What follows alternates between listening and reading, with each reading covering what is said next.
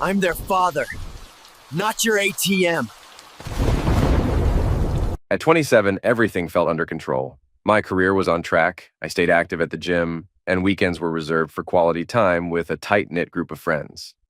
Life was steady, until one unexpected afternoon at a backyard cookout turned it all upside down. That's when I first saw Brittany. She stood on the far side of the yard, her laughter effortless, like something out of an ad. I made some dumb crack about overcooked burgers, not expecting much, but she laughed anyway, and just like that, I was done for. In just 8 months, we tied the knot. Was it rushed? Absolutely. But at the time, it felt like we were being carried by something unstoppable. The beginning wasn't perfect, yet far from terrible. Then came the news. She was expecting. When our son Declan was born, it felt like hitting the jackpot. The moment I held him, small, soft, and somehow already known to me, I thought, so this is what meaning feels like. I dove headfirst into being a dad. After long hours at work, I'd come home and take over so she could get some sleep. One night, I spent what felt like forever walking laps around the living room, humming made-up lullabies to soothe Declan. When he finally passed out on my chest, I didn't move an inch, just stood there, afraid to break the spell. In that moment, the rest of the world disappeared. But over time, something in Brittany shifted. She grew distant, sharp with her words, emotionally out of reach. I'd walk through the door after exhausting shifts, and she wouldn't even look my way. "These aren't folded right," she'd mutter. "He's been crying nonstop, and now you decide to be here?" Even so, I didn't stop putting in the effort. I made her breakfast, organized nights out, tried to hold the pieces in place. But she kept pulling away. One evening, I went all out, booked a table at the restaurant where we had our first date, arranged a sitter, even picked up that necklace she'd once pointed out. Her reaction? Just a tired sigh. "Can't we just stay in and order something?" Dinner was a bust. She was glued to her phone, barely acknowledged the gift. The silence on the drive home was louder than any fight we'd ever had. I didn't know if we were hitting a rough patch or already over. Then came pregnancy number 2. Declan had just turned 1. That's when things really unraveled. Her phone became her lifeline. She hid it constantly, flipped it over the second I walked in. When I asked who she was texting, she got defensive. "What? I'm not allowed to have friends now." I knew something was off. One night I got up to check on Declan and saw the glow of her phone at 2 a.m. After that, I started noticing patterns, taking her phone everywhere, stepping outside mid-meal, scrolling endlessly in silence. After Zara was born, I saw a message pop up while she was showering. Some guy from work. "Miss talking to you too." That was all the confirmation I needed. I didn't confront her then, just watched as she grew more detached, always half present. Eventually, I had to say something. "We don't even talk anymore," I told her. "We're just coexisting." Her reply, "Sorry I'm not Miss Cheerful after pushing out 2 of your kids." "This isn't about fake smiles," I said. "It's about respect," she fired back. "Well, maybe you should have thought of that before knocking me up again." I reminded her Zara was a joint decision. She rolled her eyes and walked away. That was it for me. I stopped hoping for change. Focused on the kids. Did my part. But the partnership was gone. She was just someone who lived in the same house. 4 months later, I came home to divorce papers on the kitchen table. No warning, no talk, just a signature and a goodbye. "I deserve better," she said. "You've been cold and distant." I wanted to scream, to show her all the ignored messages, the effort, the nights I stayed up while she claimed exhaustion. But I looked at our kids, Declan stacking blocks, Zara sleeping, and bit my tongue. They didn't need the fallout. That moment burned into me. I stood in the quiet house, papers in hand, feeling the weight of an ending I didn't want, but saw coming. I asked her straight up, "Is it Jason?" She didn't even flinch.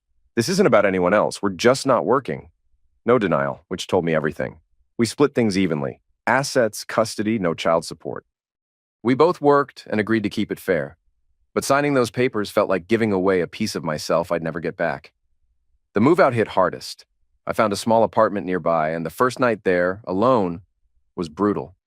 The place was nearly empty, just a mattress and an old TV sitting on a plastic crate. The kids were across town, asleep, and I sat scrolling through their photos until my phone died.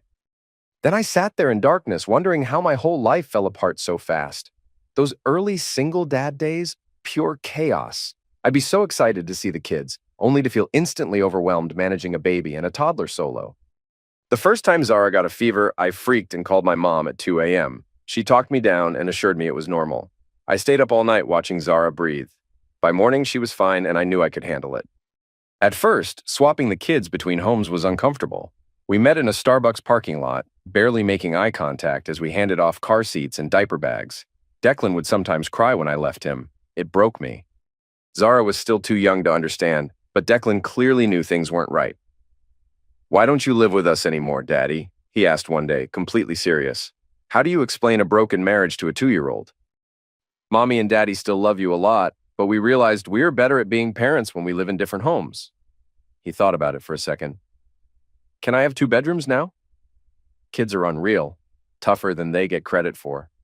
About a year after everything was finalized, Brittany started dating this guy named Derek. She didn't end up with Jason, which pretty much confirmed everything I suspected about that situation.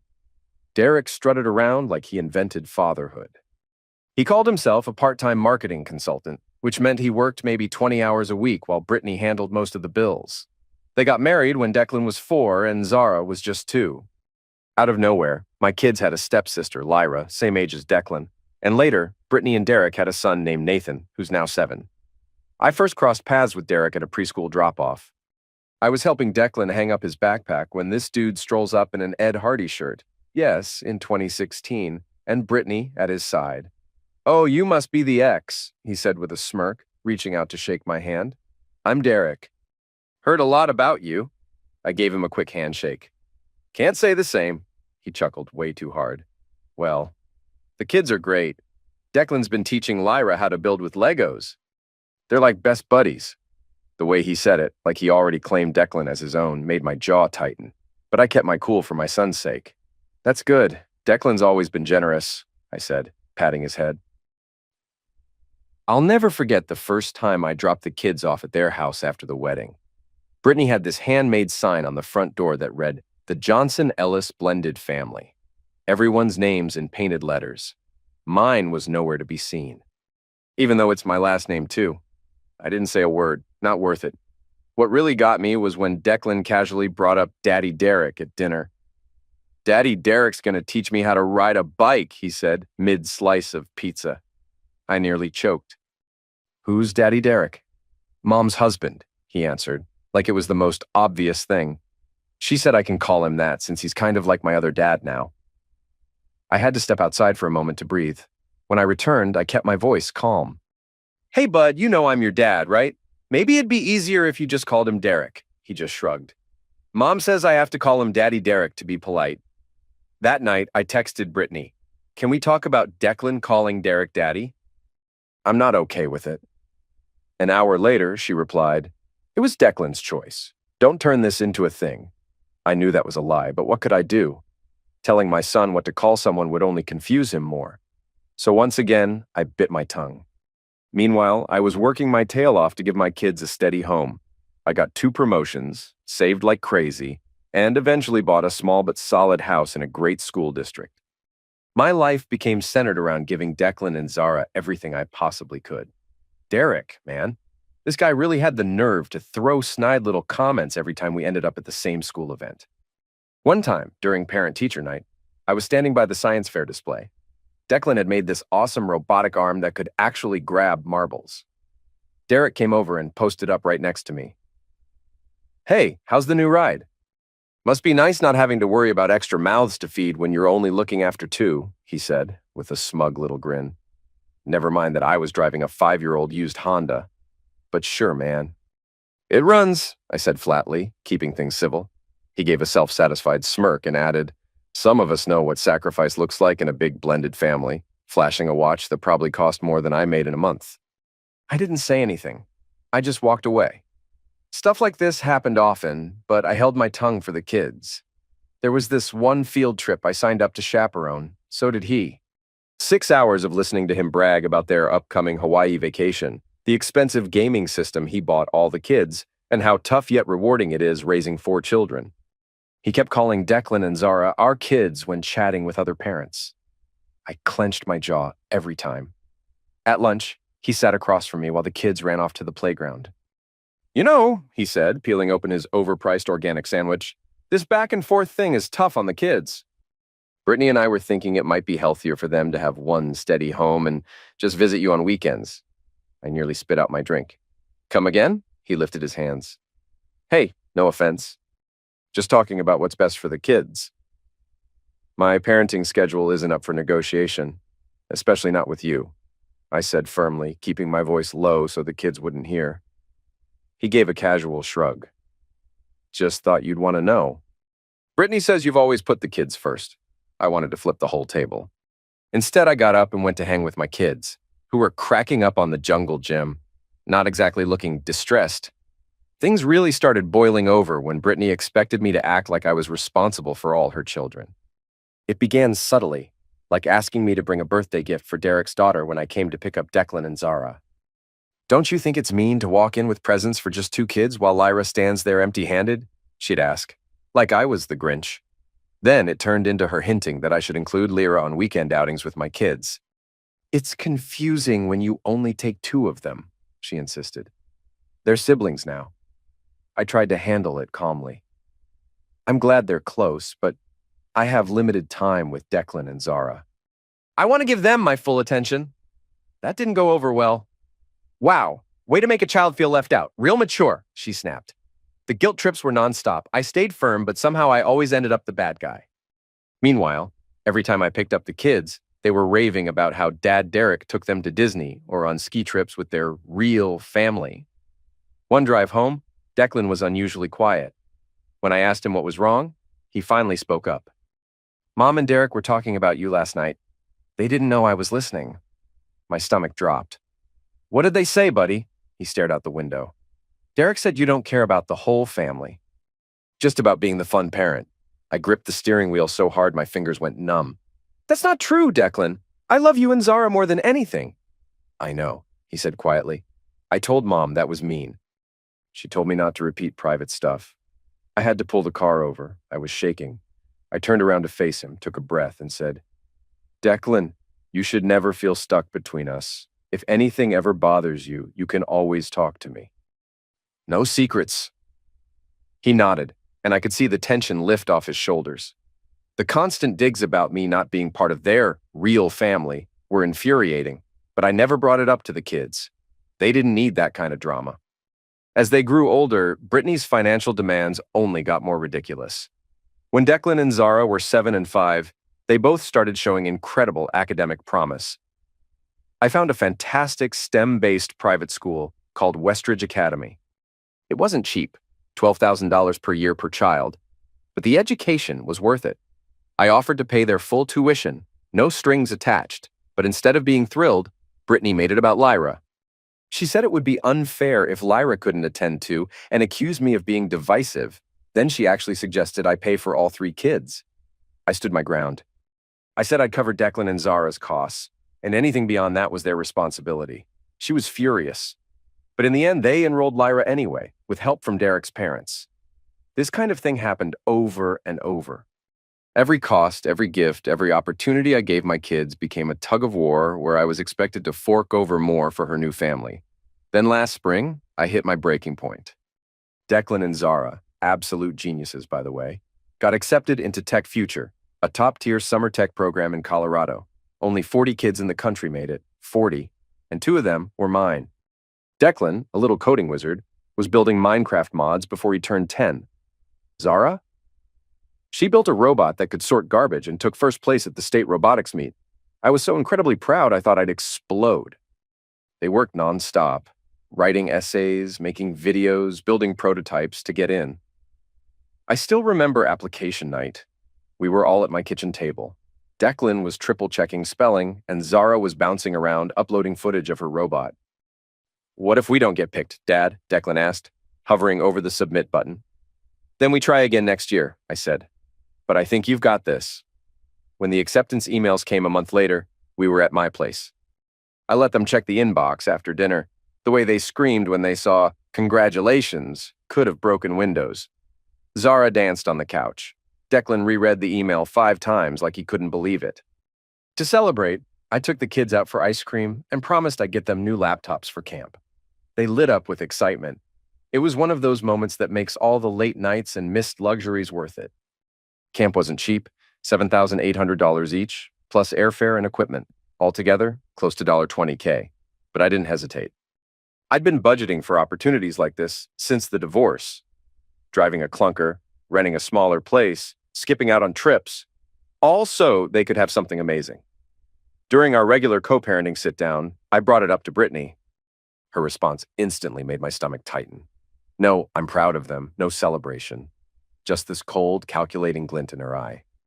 You know, Lyra's been showing interest in robotics too, she said, completely sidestepping what our kids had accomplished.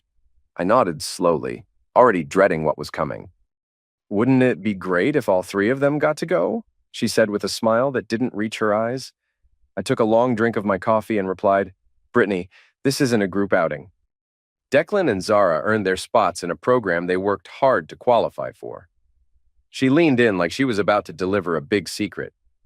There's got to be a way Lyra can attend too. And since you're already footing the bill for your two, it makes sense for you to cover hers as well. At first I chuckled, thinking she was messing with me. Nope, dead serious. You're asking me to pay $8,000 for your stepdaughter to tag along to a camp she wasn't even accepted into? They're all siblings, she argued. You're creating unnecessary division. What's divisive, I told her, is pretending everyone gets the same reward without putting in the effort. She glared. So their relationship with their sister means nothing to you? You're causing resentment. I kept my voice steady. If anyone's building resentment, it's you. By trying to take away something they've earned. She stood abruptly, grabbing her purse. Don't be surprised if the kids decide they'd rather not go if Lyra can't. You're really going to guilt-trip our children to make a point? She flashed a fake smile.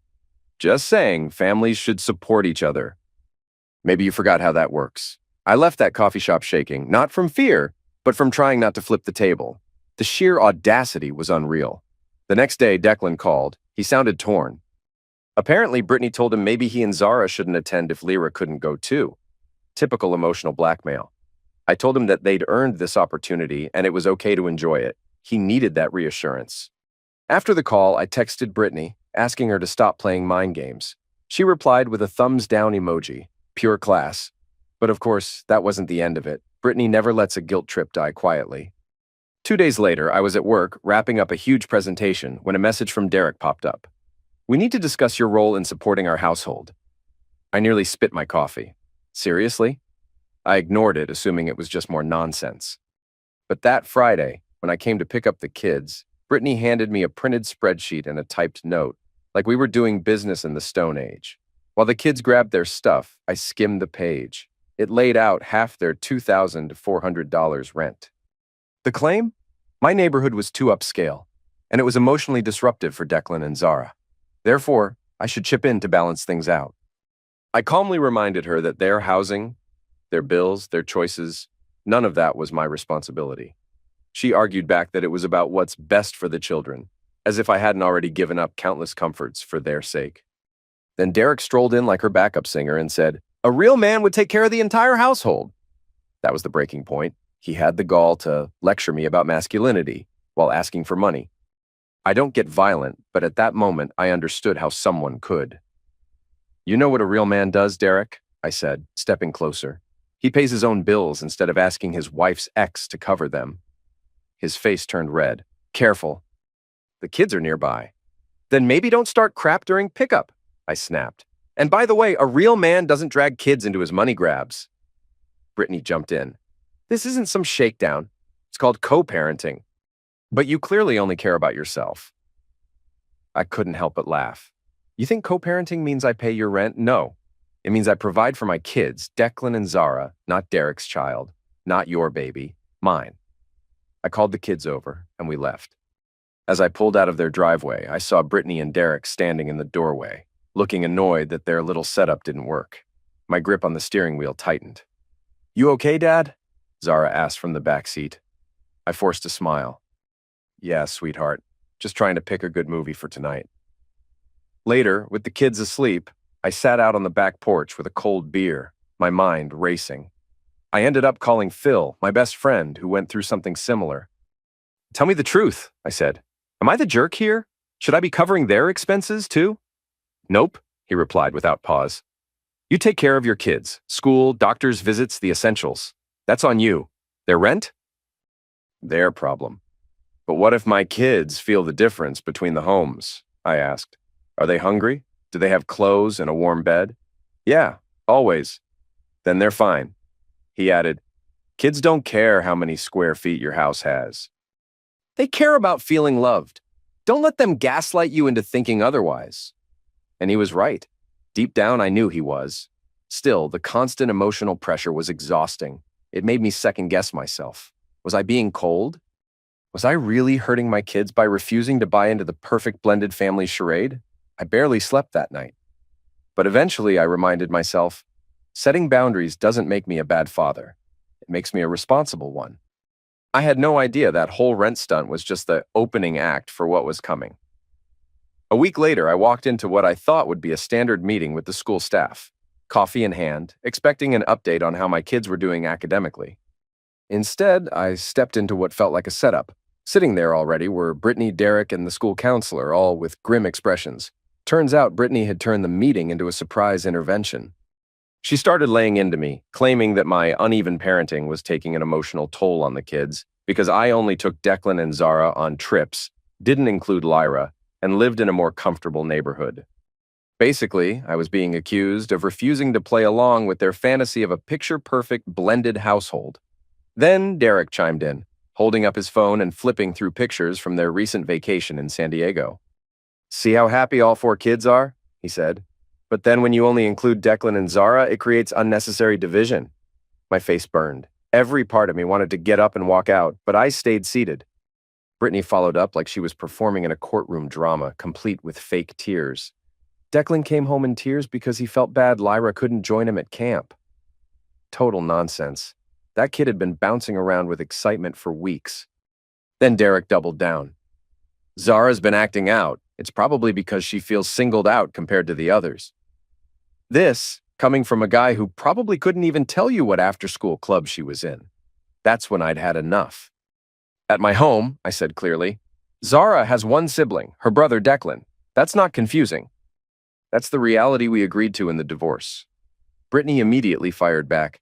You just refuse to accept the dynamic of our blended family. I reminded her, the arrangement is 2 separate homes. That's not my doing. That's what you chose. Then Derek leaned in with, you're just bitter because we offer them a real family, but it's not okay to punish the kids for your own insecurities. I stared right at him. A real family? You mean the one where you tell my son he's a burden? Or where you guilt-trip my daughter for succeeding? That's your version of complete? Brittany gasped like I'd insulted her lineage, but I didn't let it spiral. Don't bother, I said calmly. I've seen the texts. The kids have shared things too. This has nothing to do with emotional well-being. It's about trying to control the story. And my wallet. They stuck to their script, painting themselves as the martyrs and me as the cold outsider who refused to play along. When that tactic didn't work, Brittany dropped the act. If you can't recognize how your behavior is impacting them emotionally, we may have to revisit custody, she said. We're prepared to seek primary custody due to emotional neglect. The room went dead silent. It felt like I'd been dunked in ice. They were threatening to take my children because I wouldn't foot the bill for Lyra's camp, because I refused to cover their rent. I want to make one thing very clear, I said, voice steady despite the anger surging in me. I've always been there for my kids, financially, emotionally, physically. I haven't missed a milestone. And if your case is built on the fact that I won't pay for someone else's child's summer camp, then I suggest you bring some actual proof to court. Brittany smirked. We've got plenty of documentation showing how you've failed to support a stable, blended environment. Judges take that seriously. Something snapped inside me, not in rage, but in focus. For years, I'd been biting my tongue, keeping things peaceful. And what did it get me? A threat to take my children away. I stood up, gathered my things, and looked Brittany in the eye. This conversation is over. From now on, anything related to custody goes through my lawyer. I walked out with my heart racing. Sat in my car, hands trembling. The idea that they'd try to take my kids from me, it hit me like a punch. But weirdly, I also felt relief. The masks were off. No more pretending, no more guessing their motives. Right there in the parking lot, I made 2 phone calls, one to a top-tier family attorney and the other to Phil, my longtime friend and a digital forensics expert. Over the next month, I shifted into quiet prep mode. On the surface, I kept everything normal. Same visitation, same smiles, same polite greetings. But underneath, I was building my defense. Phil helped me recover every deleted message between Brittany and me going back 3 years. I compiled every manipulative text, every financial demand, every veiled threat. I pulled together proof of everything I'd paid for since the divorce: tuition, health expenses, extracurriculars. I began recording every handoff conversation. It's legal in my state under single-party consent. I collected printed letters Brittany had given me, like that absurd rent request. I asked teachers and coaches for written statements verifying my involvement in the kids' education and activities. One moment still sticks with me. I attended Declan's coding competition, quietly sitting in the crowd. Across the room, I spotted Brittany and Derek. They hadn't seen me. Derek kept checking his watch, looking like he'd rather be anywhere else. Declan took the stage and presented a project he'd worked on for weeks. Before the applause even died down, Derek stood up and made for the exit. I caught it all on video. Later, I installed a dash cam that also recorded audio. I caught gems like Derek telling the kids, "Your dad just doesn't get what family really means," and Brittany saying, "Maybe Santa will convince your dad to stop being so selfish about camp." When I handed over the mountain of documentation to my attorney, she didn't flinch, just started sorting through it like she'd been waiting for this case. No small talk, no pep talk, just immediate focus. Every receipt, every overstep, she laid out like strategic pieces on a game board. I didn't need to be told I was doing the right thing. I could see it in the way she moved. She knew we had a solid case. While the kids slept, I stayed up into the early hours, piecing everything together, scribbling down anything I could recall from past conversations. Sometimes I'd glance at the clock and realize it was nearly 3 a.m. And I had work in a few hours. I was running on empty, but driven by instinct to protect my bond with my children. Of course, I had doubts. Nights where I'd jolt awake, wondering if I was overreacting, or if this would end up hurting the kids more than helping. But then I'd remind myself, I didn't pick this fight. They did. They threatened to take my children. That changes everything. Meanwhile, Brittany acted like she'd won. She doubled down, sending me a formal request by email demanding I fork over $8,500 so Lyra could attend a similar camp to keep things fair. I didn't even dignify it with a reply. Straight to the evidence folder it went. Then she started looping her sister and mom into emails, creating a little echo chamber of judgment. They all chimed in about how awful I was for refusing to support all the kids equally. My personal favorite? Her mom's message. Any decent father figure would want every child to have equal chances. Shame on you. I quietly forwarded everything to my lawyer. What changed everything was a text from Declan late one night. "Dad, can I come over tomorrow instead of Friday? Mom and Derek are fighting again about money." Derek said you should man up and help since they're stuck with your kids half the time. Reading that hit me like a truck. Stuck with your kids? Like they were a burden? I took a screenshot, even though it crushed me to have to use my son's words as legal ammo. The next day, I picked him up early. "Derek said you have a better house because you don't support a real family," he told me. "And that you made Lyra cry by not paying for her camp. Does hearing that bother you?" I asked gently. He nodded. "Makes me feel like we're the problem, but deep down, I know we're not." That was the moment everything clicked. I filed to modify the custody agreement, requested a 70/30th split with court-monitored communication and no direct contact unless through a shared app. Once the papers were delivered, my phone exploded. Texts, calls, even her mother jumping in. I ignored them all. 2 days later, Brittany confronted me. "This is about the camp, isn't it?" I looked her straight in the eye. "No. This is about you and Derek dragging our kids into your personal drama because I won't fund your lifestyle." She gave some half-hearted denial. I cut her off. "You can explain yourself to the judge. From now on, use the court app or contact my attorney." A week later, Derek tried to start something in the school parking lot. Same tired insults, accusing me of being greedy and litigious. I didn't say a word, just pointed to the dash cam on my windshield. That shut him up real fast. Leading up to the hearing, the atmosphere was tense. Brittany suddenly turned into supermom, buying gifts, surprising the kids with amusement parks on school nights, letting them stay up way too late. Classic tactic, emotional bribery. I kept my mouth shut and documented everything. At our house, everything stayed consistent. Homework, meals, structure, predictable, calm, the kind of stability kids grow with. My lawyer walked me through what was coming. They're going to paint you as rigid and jealous. Let the documentation speak. Don't react emotionally. 6 weeks later, I was in court, prepared and composed. And the evidence? It spoke volumes. Screenshots, receipts, recordings, even statements from my kids about being guilted. Brittany's attorney looked like they'd stepped on a rake. The judge clearly wasn't buying their story, especially after reading the message where Derek said my kids were a burden. Their attempt to label me as uncooperative crumbled. The judge saw straight through it. He ruled that I had no financial responsibility for children that weren't mine and called their tactics manipulative. Final decision? I was granted 70/30ths custody, court-regulated communication only, and confirmation that I owed nothing for their so-called blended family expenses. They were also ordered to reimburse me for my legal fees, every penny of the $14,380. Walking out of that courtroom didn't feel like victory. It felt like freedom. I wasn't playing their game anymore. Not long after, I bought a home closer to the STEM Academy. Modest, functional, fully ours. I built a tech space for the kids and gave them rooms of their own. That first night, we had pizza on the living room floor, no furniture yet, and stayed up late building PCs and laughing over Minecraft. It was the most peace I'd felt in years. From that point on, everything went through the parenting app. No surprise messages, no sudden emergencies, no guilt bombs. Brittany hated it. I slept better than I had in a decade. The kids started to blossom. More laughter, less hesitation. No more walking on eggshells. Zara once asked, "Is it okay if I feel happy here?" I told her, always. While they were unpacking, I sent the $14,380 invoice to Brittany and Derek's address with a note attached. My responsibility is to my kids. Not your lifestyle. Was it petty? Maybe? Was it necessary?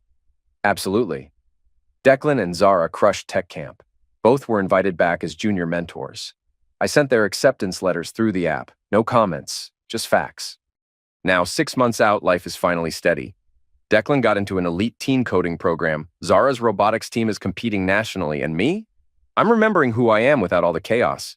I even started dating again. She's a teacher, smart, grounded, no games. Our first date felt like breathing fresh air.